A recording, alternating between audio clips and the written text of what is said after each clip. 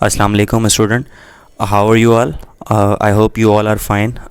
This is your teacher Mohammad Hassan and you are watching my YouTube channel Physics के Concepts with Mohammad Hassan YouTube channel.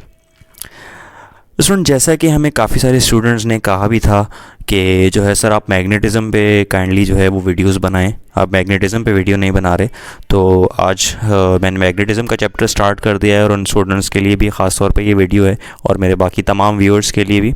And one thing more, I want to thank all of my subscriber that I have reached 550 plus, though it's quite not much, but ये कि thank you very much। आप ही मेरी team हैं और आप लोगों ने जो है वो मुझे बहुत support किया है, so thank you very much for all।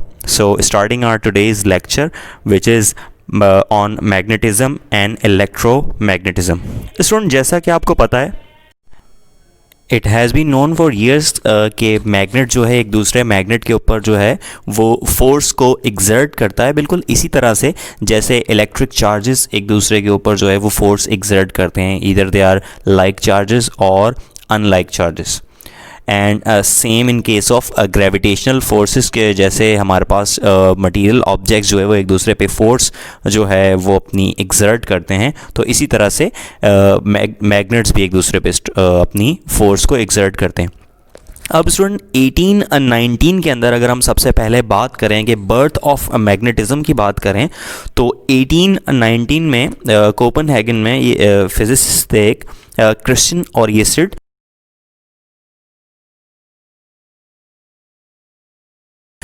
इन्होंने क्या डिस्कवर किया, basically he was teaching his students as a simple cell के बारे में अपने स्टूडेंट्स को जो है वो बता रहे थे कि what the important thing that he and his student has observed is that कि वो एक सेल के ज़रिए जो है एक वायर के अंदर से करंट फ्लो करवा रहे थे एंड उन्हीं के पास जो है वो करीब में कुछ कंपास नीडल्स थी, तो उन्होंने परपेंडिकुलर रख के दिखाया तो इट हैज़ नो इफेक्ट। जैसे ही उन्होंने उस करंट कैरिंग वायर को जो कि एक सेल के साथ अटैच थी उसे पैरेलल रखा, तो उनकी अमेजमेंट के लिए और उनके स्टूडेंट के लिए भी कि वो फ़ौरन से उसने जो क्या किया, उस नीडल ने जो है वो मूव कर गई, पिवटेड नीडल जो है वो मूव कर गई उस कंपास नीडल की। तो इससे वो बड़े अमेज्ड हुए। तो after his attempt to this explanation 1819 Christian Oersted discovered conveying a current is able to deflect a pivoted needle. अच्छा, on further he found the direction of deflection depend upon the direction of current and also whether the wire is above or the below the needle।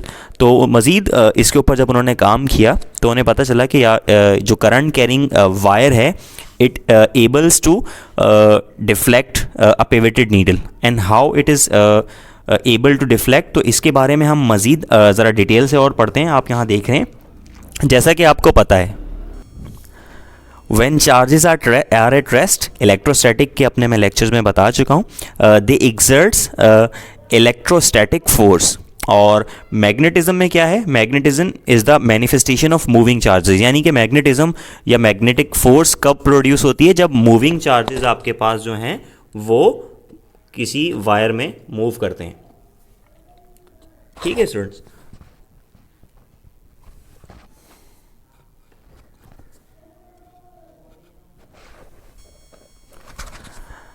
Isolated moving charges जो हैं वो क्या करते हैं, वो produce करते हैं दोनों इलेक्ट्रिकल एंड मैग्नेटिक फील्ड। यानी कि सिंगल एक आपके पास अगर चार्ज है और वो मूव कर रहा है तो it produces both electric and magnetic fields. Okay, अब कैसे एक करंट कैरिंग वायर जो है वो अपने अराउंड जो है वो मैग्नेटिक फील्ड जनरेट करती है, अब हम मज़ीद उसमें देखेंगे कि ये how is it possible.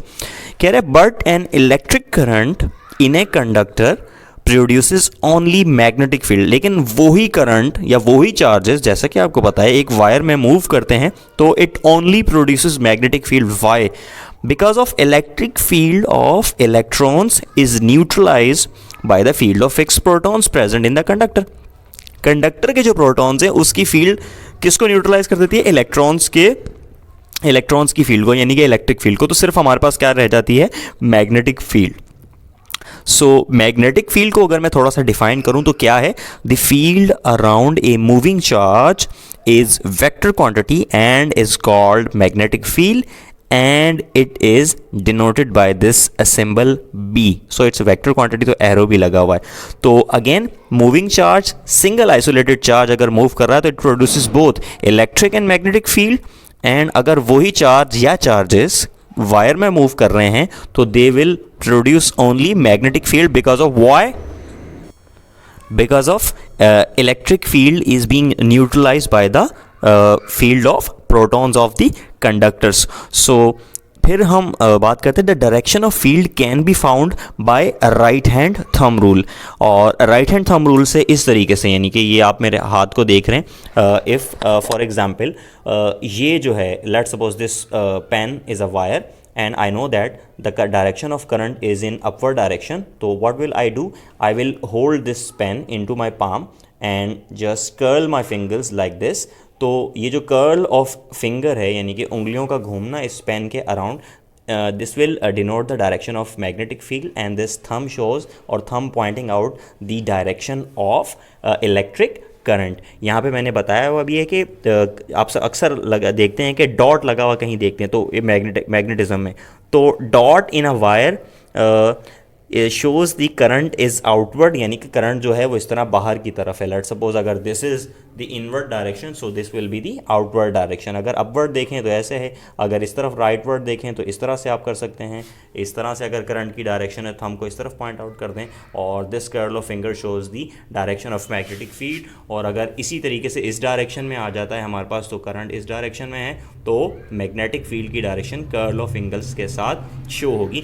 So that's how you can find the direction of magnetic field in a straight current carrying wire.